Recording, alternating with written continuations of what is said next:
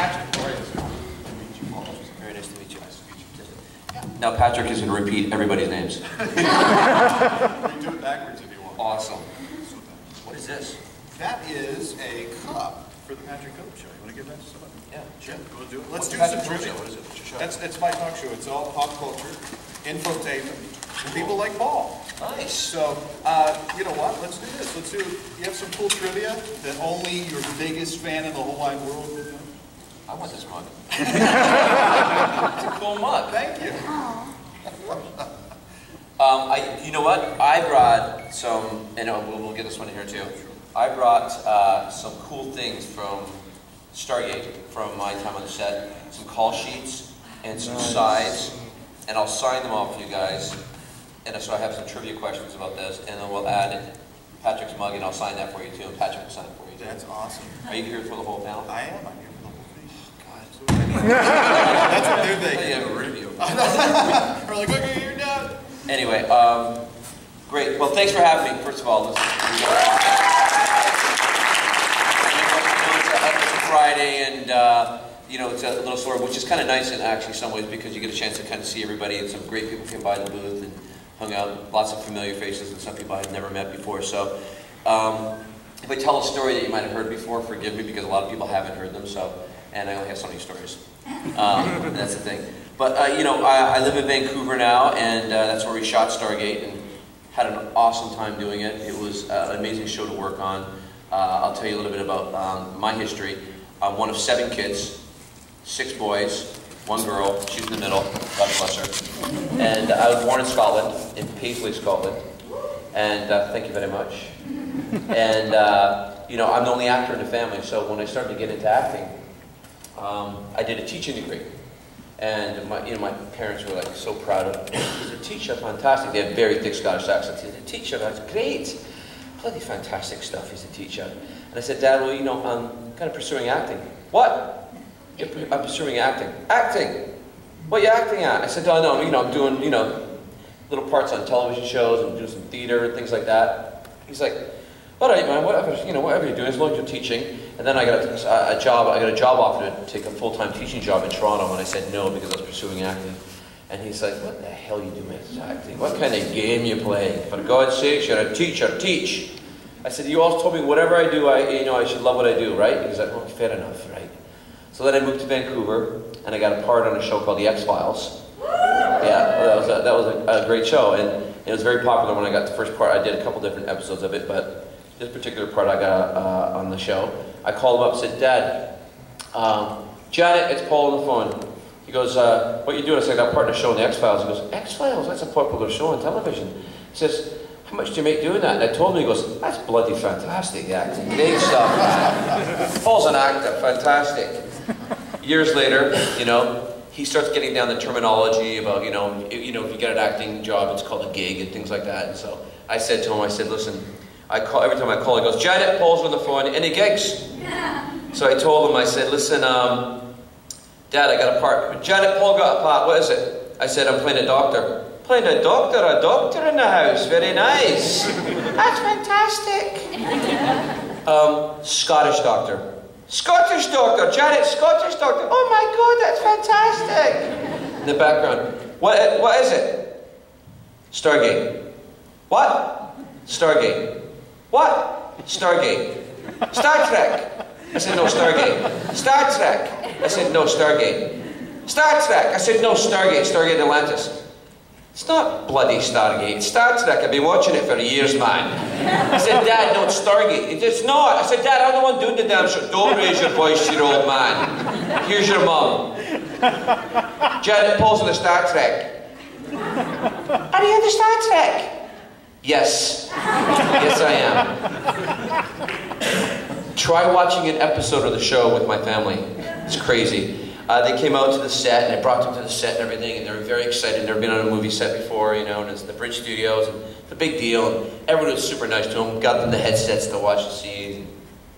I remember taking them to the craft service, you know, where all the food is and everything, and lunch, and my mom was like, oh, I don't want to infringe myself on them. Mom, you're a guest, so you can go and get the food, whatever. No, I couldn't do it. And then, you know, I said, it's fine, I'll walk through with you, you know, and everyone's like, hi, you must be Paul's parents, they're super nice, you know. But mind you, my dad's 80, right? I'm number 6 out of 7, so they're a little bit older. And my mom's like, I can't. I said, Mom, just come with me. All the food, and they're like, this is lovely. They sat in my trailer, and this is fantastic. I could live here. I said, this is great, Dad. I go, would you like anything else? I go, there's dessert there. No, I'm fine, that was enough. Leave the food for the rest of the people. I go, there's tons of food. No, that's fine. And then as I'm leaving, I said, well, I'm going to get something. He goes, was that apple crisp I saw on the table? I go, yeah, it was. Would you like some? I'll have a wee piece. Mom, would you like some? She's like, no, I wouldn't. And just as again, oh, I have some too. Some ice cream on it as well. That'd be great. So, you know, that's the family we're dealing with. So, you know, finally getting a part on Stargate was a blast. I really, really enjoyed it. You know, I started off as a reoccurring character on the show. They didn't know how many episodes I'd be in. And I was in 17 in the first 20. And then halfway through the season, I was shooting an episode called Poison in the Well. Actually, we're doing a pilot, and I thought this was really cool, doing the pilot, you know, and Martin Wood, who directed the pilot, one of the producers, he came up to me and he said, listen, can you go up to the office and talk to Damien Kindler? He's doing a really big Beckett episode. I said, he is? You know, and I was like, wow, okay. I go, when is it? He goes, this is episode 7, I think. I'm like, oh, I mean, at least 7 episodes then, you know, so I went and talked to him, and he got a backstory, and then that was a big episode, I don't know if you saw that episode, Poison in the Well, where, you know, thank you. Thank you very much. And then, so, you know, that was a big episode for Beckett. I think after that, it sort of solidified me as a regular on the show. So I was very happy about that, you know, to be able to play that. And then, of course, you know, cut to 3 years later, they killed poor Beckett off. Thank you. But then they brought Beckett back.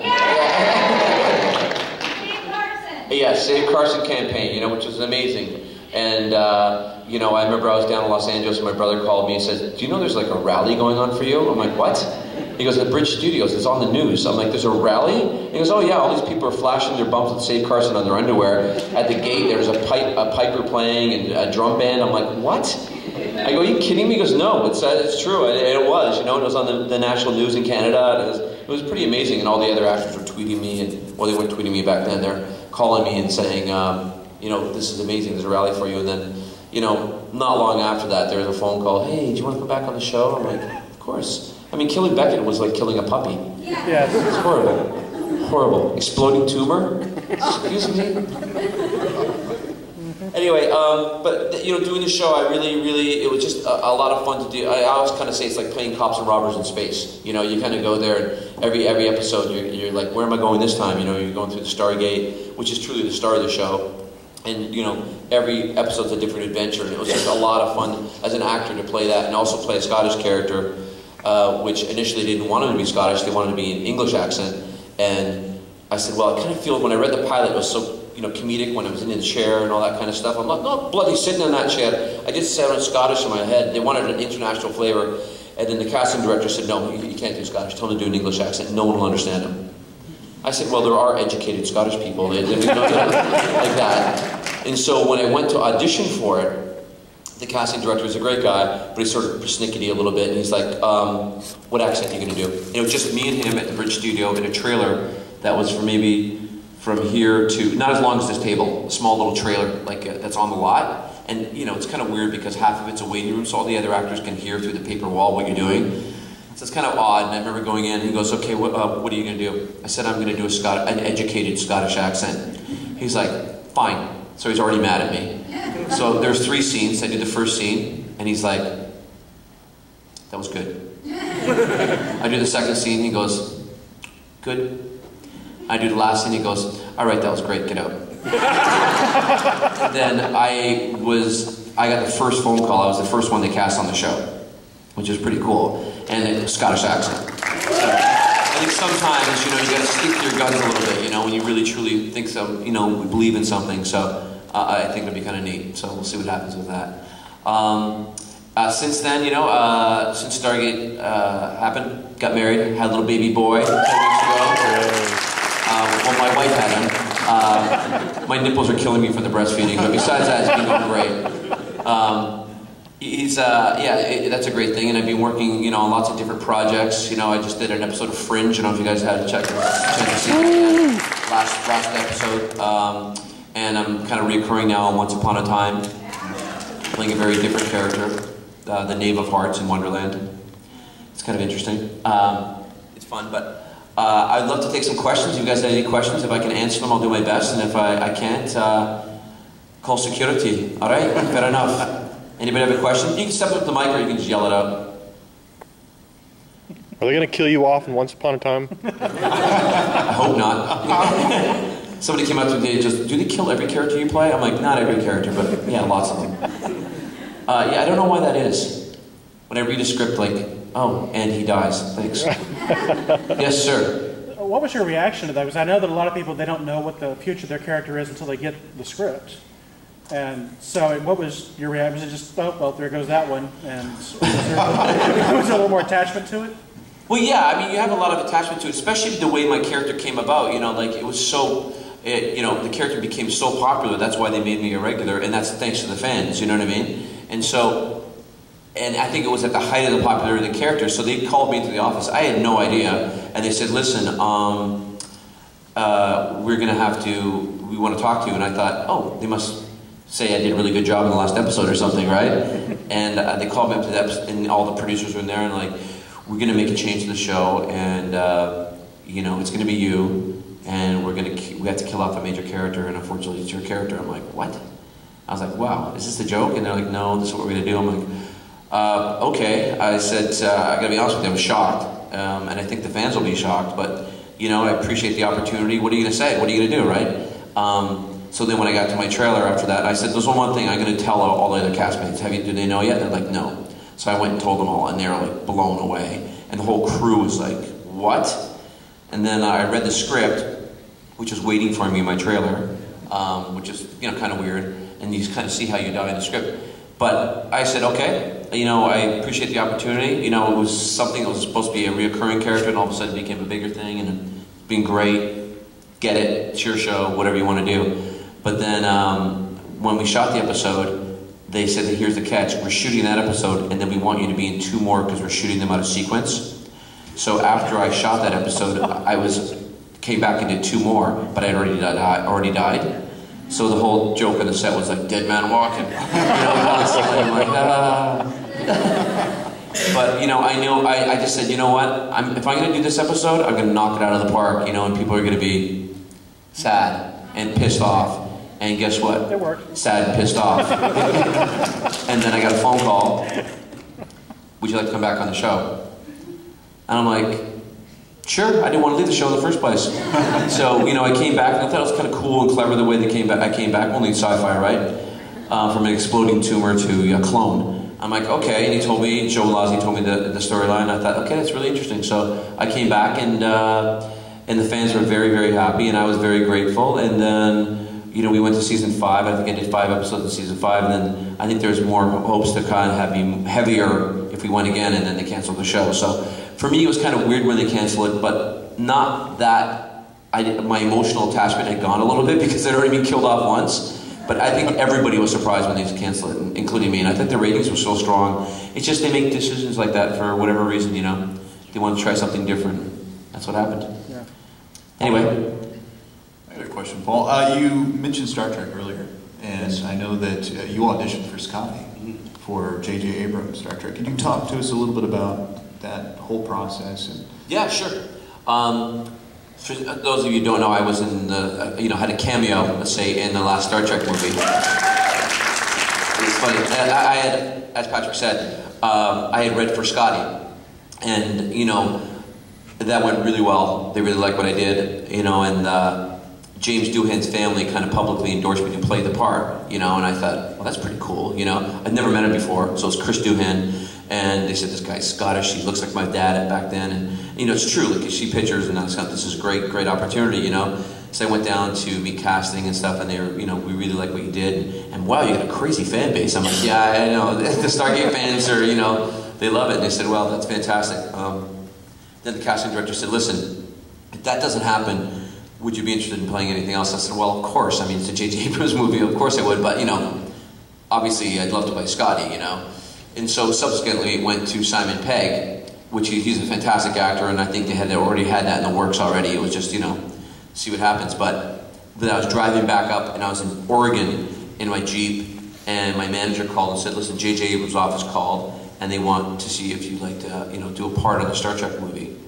I'm like, what is it? They said, well, they won't tell you until you say yes. And I'm like, yes.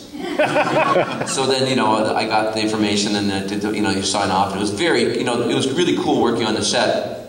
Everything was shrouded in secrecy. I mean, they brought us basically from here to that wall in a covered golf cart, and had giant rain jackets over our costumes, just in case anybody's taking pictures of the costumes and everything. So, and you had to give, it's called your sides, or like these, right? That's what you get on set. It's got a mini version of the script just for that day. That's what you get. I'm going to trivia question, hand these up to somebody, I'll sign it for you. But the ones for Star Trek, so you had to give them back to them, on the day when you're working, right?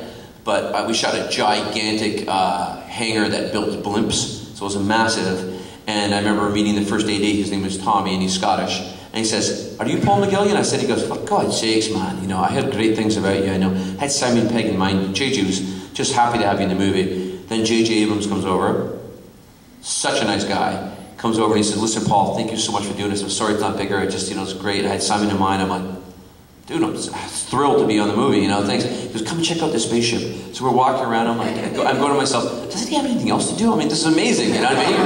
Why are you talking to me? I mean, it was crazy, but he was so humble and so kind and such a cool guy. It's nice to see really nice people doing really well, and that guy has been great. And, subsequently I worked on, I did a pilot of Alcatraz, and I just did a really great guest star on Fringe, so I mean, I think a lot of that probably has to do with him maybe putting a word for me, or I'd like to think that anyway. So it was kind of a cool experience just to be part of the Star Trek franchise. I'm the only person from Stargate that's been in Star Trek. There's people from Star Trek that crossed over into Stargate, but no one's done it the other way, it's just me. Cool. And yeah, and it's also interesting because my character in Stargate SG-1 was Ernest Littlefield, and Tormented Tantalus, and he's the first person ever to go through the Stargate. So it's kind of, that's a little true. Should have used that for Patrick's mug. Damn it. Crazy. Yes, sir. Are there any independent projects that you've got like you Independent projects? There's a movie called A70 that's supposed to be shooting in Scotland, which is really, it's kind of in a science genre, and right now they have me attached to it with Billy Boyd from Lord of the Rings. And it's basically based on a true story of these two guys that it's called A70 is a highway in Scotland, and they basically, they're kind of working class guys. One guy's an ambulance mechanic, and the other guy's like a handyman, and they were bringing back like a satellite dish back to one of the fellas that he bought it. His wife said, get that thing out of here. They're Scottish characters. Get that thing out of here. And they're driving, and they see something on the road, and they're like, what the hell's that? God's sakes, what is that? And I'm like, I don't know, I'm getting the hell out of here. And it's basically a giant spaceship. And when they get to that place to go drop it off, it's 4 hours later. And they both come out of there, and they both, have these they're having weird dreams and nightmares. And you can look up A70, and there's interviews they're still alive, both these guys. And they both had, like, I believe, holes under their armpits and something in the back of the head as well. And it was a very interesting, kind of dark, scary script. And, they offered me that a while ago, and I think they're trying to get their funding together. So that would be really cool if that works out, because it sounds like a really cool script. It's a great part for both characters. It's basically a two-hander. Interesting script. And I've got another indie that I'm looking at doing right now as well. So there's a couple other things in the mix right now. Yes, sir. I'm a huge Stargate, the whole Stargate series fan. I'm also a big Fringe fan. Could you comment about what you're doing in Fringe, what you did, and what it was like to work with the cast?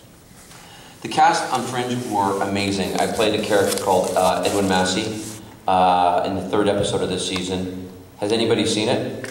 Yeah. Does anybody have a PVR and they haven't seen it yet? Okay, so maybe you want to close your ears if I tell you this. Without giving too much away, I'm kind of the leader of this group of people that record history. And it's a very interesting part. It's got a lot of emotion in it. Josh Jackson, I have really nice scenes with him. The whole cast, I have scenes with Walter, everybody, John Noble. Lovely, lovely, lovely cast. And actually quite a few of the Stargate crew work on the Fringe crew. So it was kind of neat. I have quite a bit of prosthetics in it, so it took about 3 hours to do. Maybe about 3.5 the first day, and then I did it for 8 days. So it was kind of interesting. We shot a lot. Actually, the exteriors are a lot in the same Stargate, places that we shot too. So it's kind of cool to be out in the forest again, you know. I always say, what planet are we going to? How come all the planets are, you know, are in the same forest? You know, it's Stargate. Or the gravel pit. Langley is a place on the outskirts of Vancouver, and Langley was a lot of the different planets that we went to. And so, it's very funny. It was really a great experience. And just to comment, after you just refreshed my memory on the scene, you're incredible. Oh, thank you. Thanks very much. I really appreciate that. Yeah, you know what they all say, you know, yeah, good writing. You know, if you get good writing, you can really do something with it, you know, and if there's an emotional attachment. I think that's why I had so much good stuff as Beckett, you know, good emotional stuff as well. So episodes like Sunday, you know, you can, you know, as sad as it was, for an actor, you get a chance to play that. It's great, you know. And then comedically, you get to do lots of cool things too. So that's the thing I liked about that character, because he wore his heart on his sleeve, but then he could be really funny with the interchanges with Rodney and whatnot. You know, it was cool. Thank you. Hi.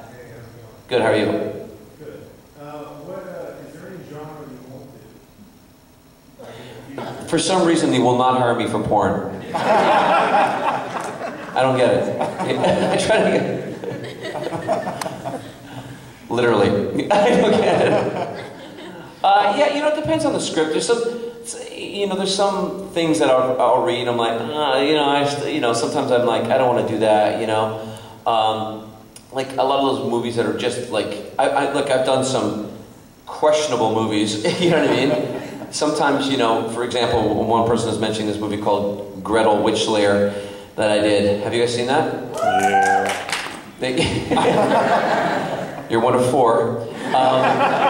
It's been nominated for the Academy Award. That was me and Shannon Doherty. I'm a grown-up Hansel and she's Gretel.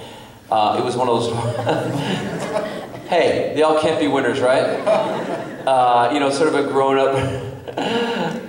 Basically, we slay these, this giant gargoyle, you know, and we're running through the forest in Hamilton, Ontario, boiling hot. I have like leather pants on and stuff, and I have this, like this, I don't know what it is. Actually, it's like a metal pole rod, but it has electrodes, like a whip, but they're not there. They put them in post-production, right? And there's this giant gargoyle going fighting, but it's not there. It's a crew guy with a picture of a gargoyle on a stick, okay? So he's not there at first, and the director's name is Mario Azzopardi, and he's this burly Maltese guy. He directed a couple episodes of Stargate, actually, 38 Minutes and a few other ones. But he's a big dude, you know, and he's got a big beard, he's very intimidating, you know. I like him a lot, but he's like, okay, Chief. Holy shit, Chief. Okay, let me tell you something, Chief. The script is garbage. We both know that. I'm like, thanks. Let's just do the best with what we got, okay, Chief? I'm like, okay, great. And he goes, okay, you're going to be fighting the gargoyle in this scene. I'm like, okay. And I have a sword and stuff, you know, fighting this gargoyle. But there is no gargoyle, okay? So I am, like, fighting the gargoyle, and he goes, okay, and he's talking me through it because it's imaginary, right? Okay, Chief, you're jumping, the gargoyle is sweet. You died, you're on the ground, you're rolling, Chief. Okay, you get up again, okay. You kick the gargoyle, Chief, you died. I'm pouring sweat, right? I'm in leather pants, right? It's 100 degrees out. I'm fine, I finish, you know, and I'm doing it. He goes, Chief, the gargoyle, I go, how big's the gargoyle? He goes, it's huge, Chief, it's a giant gargoyle, it's a massive gargoyle. So I'm fighting it like this, you know, like swinging my sword, you know, and then I see some guy come over and talk to him, the special effects guy. And Mario goes, this is after I've done it like 5 times, I've like lost 10 pounds. He goes, okay, Chief, the gargoyle's not that big. It's a small, vicious gargoyle, Chief. You go after him. I'm like, what? So I have to do it again. Now I'm fighting the gargoyle like this. That's better. And then they have a stunt double for me, okay? Who does, like, usually they kind of look like you a little bit. Okay? This guy looks like you. Handsome man, don't get me wrong, but we don't really look alike. Usually the stunt double looks like you know? So if you watch parts of it, when I jump on the gargoyle's back, it's him, and then it comes back, and then I'm doing one of these rolls, but they gave me one of those things you put arrows in on the back, the holster, you know? A quiver. But the guy's like, he goes, I can't roll and stuff with the quiver on my back. It's painful. Take the quiver off, Chief. So sometimes if you watch, I have the quiver on, sometimes I don't. And he goes, I go, well, how come that doesn't work? And Mario looks at me and goes, Chief, none of it works, don't worry. Paul, you were in the Twilight Zone. Yes. And you were in an episode with Bill Mooney. It was actually kind of a follow-up to the original. Where he played the kid, right? It's a Good Life, right? And what was it? It was Still a Good Life was the name of the episode. Yes. What was that like, kind of going into the fifth dimension? It was really cool, actually. Twilight Zone is really cool. But in that episode, he had a daughter he was the boy, and now the daughter could have the same power if she looked at you and didn't like you. She could, like, you know, send you away or light you on fire and stuff like that. And it was who else was the It was she's the lady. She played as a mom in the original. Like, yeah, she's Academy Award nominated actress. Can't remember her name right now. What's her name? That's a good trivia question. Forget it. But she was the mom in the episode. She was the grandmother in the episode, right? It's Cloris Leachman. Yeah, very cool. Bill Munney's very cool to be there. The stunt guy actually for that lit himself on fire. But that's the first time I've had a stunt guy do an entire body fire. And watching that is frightening. I mean, he had his face covered in his grease and stuff, and he kind of looked like me, but then they wrapped his whole body in cloths and stuff, and they lit him on fire, all right? And he spun around for like maybe, I'd say 10 to 15 seconds, and then they just tarped him. And he was totally fine. But like to watch somebody be lit on fire as you is kind of a weird feeling, right? Because he's dressed exactly like me, and he goes, "Kim, we're gonna light you on fire now." I'm like, all right. It's like being in the Twilight Zone. It's like being in the Twilight Zone. It was the Twilight Zone, it really was. It was crazy. I'll take another question, then I'll start doing a few of these, so I don't know how much time we have. Yes, sir.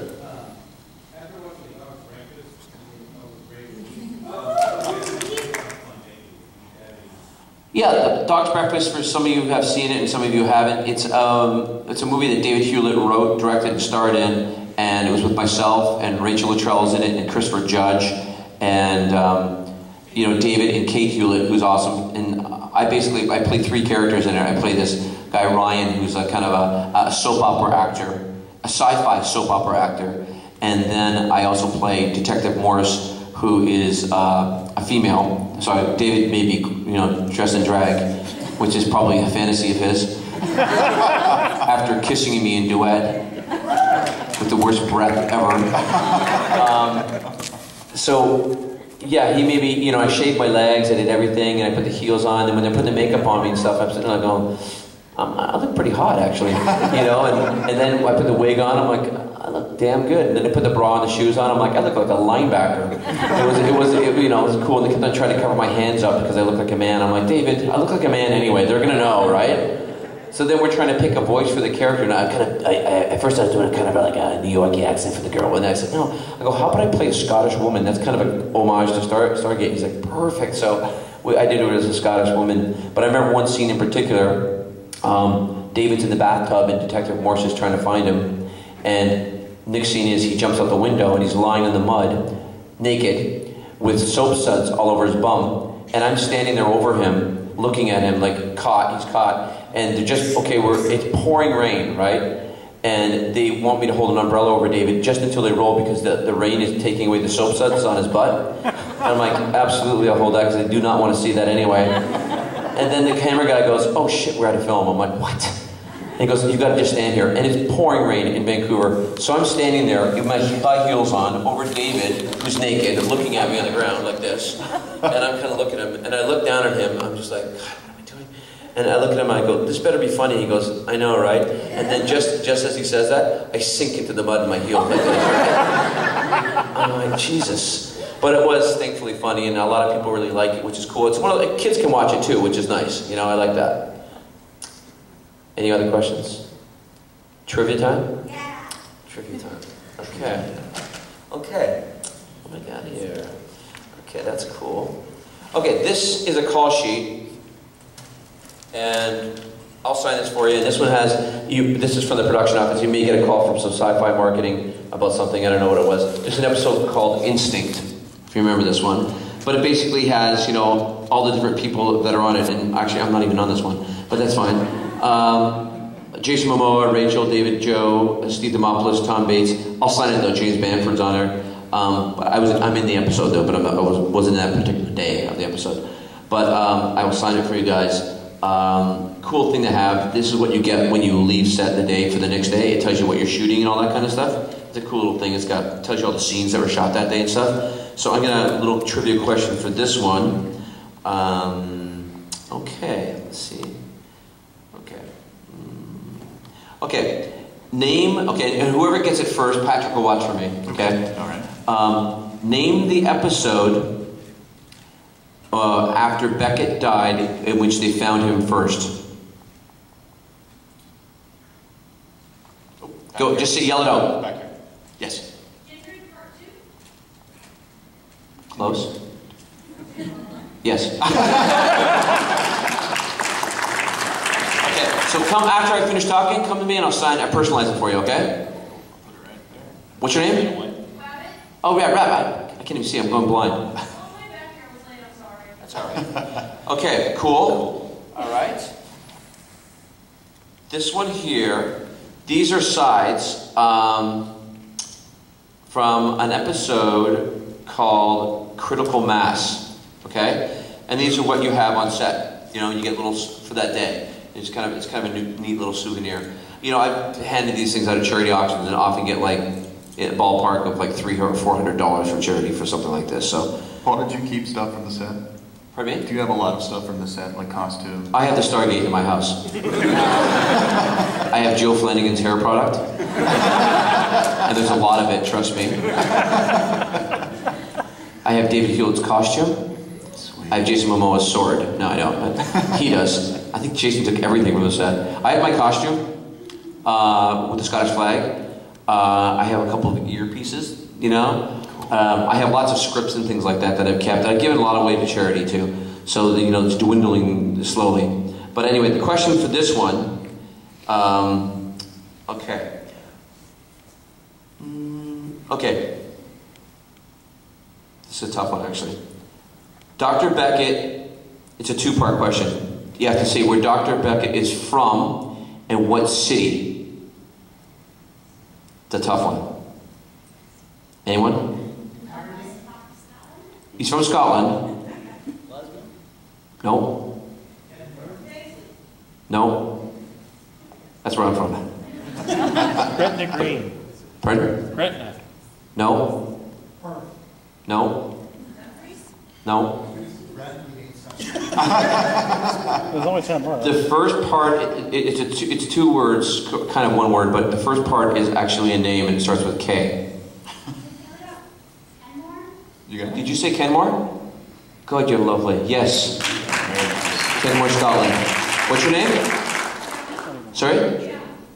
Nice. I'll sign that for you after. Cool. Okay. This one's really cool. This is from The Siege, Part 3. It's a good episode. This is the call sheet for that one. And the question for this one here is, and again, I'll sign these for you guys. In the pilot, what is the name of the little boy? Right here. Yell it out. What'd you say?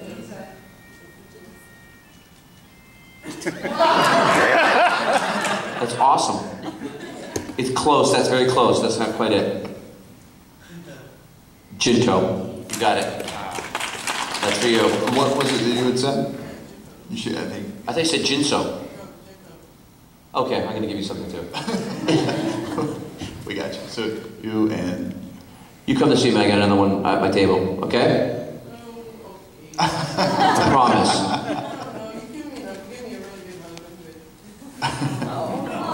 That's nice. Are you trying to make me cry? You know what I'm going to give you then? This is cool. This is very cool. I have it on right now. This is... This is a Stargate SG-1 button that I got at Comic-Con about 5 years ago, and I'll sign it for you. It's kind of the button they gave all the cast. Okay? I'll sign that for you. Okay. This is for Patrick's mug. That's good. Is that you? That's me. You know, I shaved my hair off last month, but that's... Oh yeah.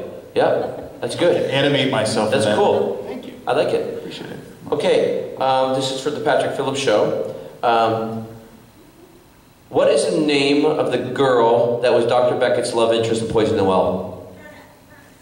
Right here. Heard it. Boom. Right there. You got it. There it is. I'll sign that for you too. Awesome. How are we doing for time here? We got time for We are at 10 minutes. Okay. Some more questions? What do you do at leisure? Pardon me? What do you do for fun when you're not working? Just like everyday things, you know, right now with the baby, you know, a lot of that. Try to catch up on sleep a little bit. I like to go to movies. I just started doing CrossFit. Do you guys know what that is? Painful. Just started doing that. You know, I'm a big sports fan. Love the Dallas Cowboys. Huge Cowboys fan. Not doing so great this year, but always have been. First time in Texas, actually. My first time here. So that's cool. I just regular stuff, you know. Just movies, shop, to go. Love going out for dinners with my wife. You know, it's great. Travel a lot, and you know, sci-fi has been so great to me. I've traveled, I mean, all over the world doing these conventions. And you meet so many really cool people, and that's what I always say to people. Some people watch football, some people watch basketball, some people watch sci-fi, and it's a cool way to see people get together. You know, I've had people ask me if I'd marry them and stuff like that. You know, which my dad is like, "For God's sake, you should do that. Get money in that." I'm like, I go, "Yeah, Dad, maybe I should wear my, you know, my costume and dress up." Like, that's a great idea. I'm like, "Dad, I'm not wearing my costume and marrying people." Why not? I'm like, shh. That's a Scottish in him, right? You know, but honestly, I've been to, you know, Australia, and New Zealand, and France, and Ireland, and you know, Germany many times. Probably go back to Australia next year, and all over the States. It's been amazing. One of my favorite stories was, I've told it before, but I was in Ireland, and we went to Dublin and did a signing, and then half my family's from Ireland, so I wanted to take the train to go to Belfast at a comic book store and do my second signing there. So I took the train, and you know, didn't have a great economy. You know, let's put it that way. So a lot of the people in line, you know, you could tell didn't have a lot of money and stuff. So I totally get that. You know, where then this little boy that was in line, he's probably about 10 years old, and he's in the line. And every time I looked up, you know, he was quite far back, and he looked up and he'd be like this to me. You know, I'm like, I wave at him. You know, I have a thing for little kids. You know, I think it's great. So then he finally gets to the table. I go, "How you doing?" He goes, "I'm grand, sir. I'm just grand. It's such a pleasure to meet you, Mr. McGillion." And I saw his mom standing off to the side, you know, and you could tell they were quite poor, you know. And he says, I go, "Well, that's great." He goes, "Oh, I just love Stargate, sir. Love it." I said, "Great." And he goes, I go, "What can I do for you? You like a picture?" And he goes, "Oh, no, sir. So I don't. No, I just want to meet you, and I want to give you something." I said, "What is it?" He goes, "Well, I just turned 11 yesterday, and it's a piece of my birthday cake in a napkin, wrapped up." I'm like, "Are you kidding me?" He's like, "My mom made the cake, sir, and I saved a piece for you." I'm like, "Oh my God." You start crying, you know. So I said, and then he walks away. I go, "Whoa, wait. I go, "Let me give you a picture." He goes, "Oh no, sir, I don't have any money. We don't have any money." I go, "Listen, pick any picture you want. It's your birthday. It's my present to you." He goes, "For me, sir?" I go, "Yes." I go, "Oh my God," I'm going to start crying at the table. So I signed the picture for him, and he was almost in tears, and his mom just kind of gave me a nod, you know, saying, "That's so kind," and I gave it to him, and then, you know, I threw the cake in the garbage, but little bugger is trying to poison me. I know what he's up to. But, you know, it was so sweet, and that's sort of the power of, you know, of the show, you know, in some sense you're like, oh my God, you know, if it made a little impact on it, if I could do a little something like that for him, it was amazing. But things like that make you go, wow, what a great job to have, and be able to, you know, share stories like that with people and get to meet all kinds of cool people, like a lot of the people here in the room as well, you know. I've also had that, and there's also sometimes you meet some interesting people at these things where I'm sure you all see, and I'll tell you a funny story about that. There's two actually. These are good ones. I'll do the first one is I forget what the committee. It was in the States, not in Texas, and there's a big lineup, and this guy, he's waiting in line, and he has like a long trench coat on, really long hair and hat and stuff, you know. And he comes up and he waits. I go, "Hi, how you doing?" He's like, "I'm good. I go, he goes, "Can I ask you a question?" I was like, "Yeah, of course." Yeah. He goes, "If I had a glove, would you sign it?" I'm like, "Okay. I mean, you know, whatever. I signed lots of things. I signed everything." He goes, "Okay. I'll be back tomorrow." I'm like, "All right." You know, so he waited like 45 minutes, you know. I'm like, "All right, odd. Anyway, next." So then he comes back, waits in line again, exact same outfit on, you know. But he has a glove on. It's a blue surgical glove on his hand. And I'm like, "Okay, here's the glove. will you sign it? I'm like, yeah. Can I ask you a question? He goes, yeah, anything. I go, what do you do with the glove after I sign it? It's a good question. What I do is I take it and I fill it up with contact cement and I plaster it on my wall with all the other gloves from other doctors from sci-fi shows. And I'm like, in the basement of your mom's house? Yeah.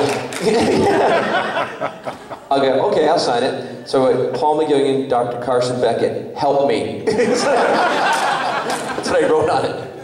That's awesome. And then the other one is, I'm serious. Yeah. Great, right? And then the other one is, I was in Germany at a convention, and they'll often ask me to be a judge at a costume competition, or, like a show where, when they make things, like, what do you call that? Crafts and things like that. And there's, where people, and a lot of sci-fi fans are, like, I've met somebody that worked for NASA and things like that. They're very bright people. So when they make things, it's amazing, like they make, there's, giant, the Starship Enterprise, made of Lego and just, crazy things, right? So it's me, I think it was Jonathan Frakes and a bunch of other guys, and we're all this thing. We're kind of being judges, so we kind of walk around, and they have them all covered with sheets, all the different various artworks. It's an art show of different things they've done, and there's some amazing things, and people are kind of clapping and great, and we're all having wine and drinking, and this is kind of fun. We're walking around, and so it gets to this one, and this girl goes, and whoever made it tells about it before they pull the cover off, right? So this lady goes, this particular piece will be very interesting to Mr. Paul McGillion, who plays Dr. Carson Beckett, who is one of the judges, as it happens today, and everyone's teasing me, oh, Paulie, I'm like, great. So then she pulls a sheet off, and it's a picture about that big, cross-stitched, okay, but it looks like paint. It's so well done. I don't know how long it took her, okay, and it's of me and Joe Flanagan, okay, both topless, and Joe is holding me from behind like this, like a wedding picture.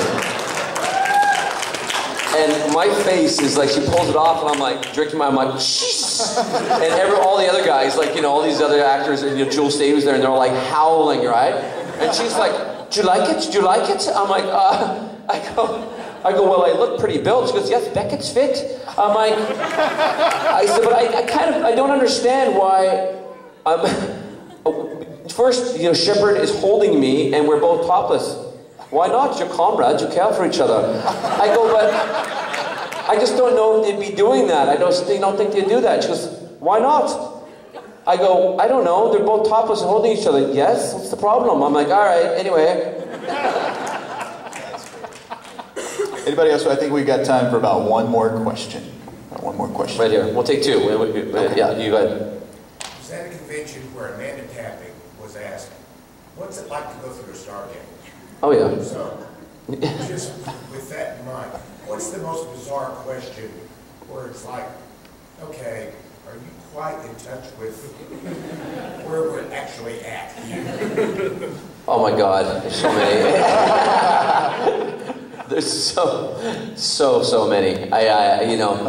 Sometimes I just kind of look, I'm like, what? Are you talking about? I have no idea, but the ones, often, sometimes people come up to me, and because the character, it was how he was, and they'll start telling me their medical problems, And this one woman in Australia, she goes, can I just tell you something? I said, if anybody understand, you would. And I said, what? She goes, well, let me just take my sock and shoe off first. And she puts her foot up. She goes, I have gout. What do you do? What do I do with gout? I'm like, I have no idea. But I'm in shock right now because your big toe's the size of a loaf of bread. So I stuck a pin in it. No, I didn't. Yes, young lady. Hello, Savannah. I'm married, okay? Stop it. I was wondering, as being an actor, does that kind of like ruin watching TV and movies for you? Just like, the whole process or something like that? Sure, I know what you mean. Sometimes, I'm pretty good. I know a lot of actors can't watch themselves on television and stuff, but I'm kind of of the vein. It's like, you know what? I did it. I did my best. Whatever it is, even if it's Gretel Witch Slayer or whatever. What am I going to do? You just try to be good as you can within the realm of what you get. You know what I mean? But sometimes you'll see things because you'll analyze things, you know what I mean, and look for continuity things and stuff like that. Sometimes you'll do it. I try not to, you know, but sometimes it's a habit. I know a lot of actors who drive me nuts when we watch a movie. Look at that. I mean, how long the camera could have panned on? I'm like, shut up, you know. So it's kind of like that a little bit, but it doesn't ruin it for me. No, I think I can detach myself from it, you know. I don't hang out with tons of actors too because they're really super annoying. Folks, you've been a great audience. Everybody, let's put our hands together for Paul. Awesome, guys. Thank you so much for having me. I know it's a Friday afternoon. Thanks for showing up for the panel. You guys are great. I'm going to go right down and sign autographs for about an hour or so. And then I hope to see you over the weekend. Come by and say hi. And have a great, safe weekend. And thanks for having me here in Texas, you guys. You're awesome. Thank you, guys. And if you've got one of these things, come up here and I'll sign it for you.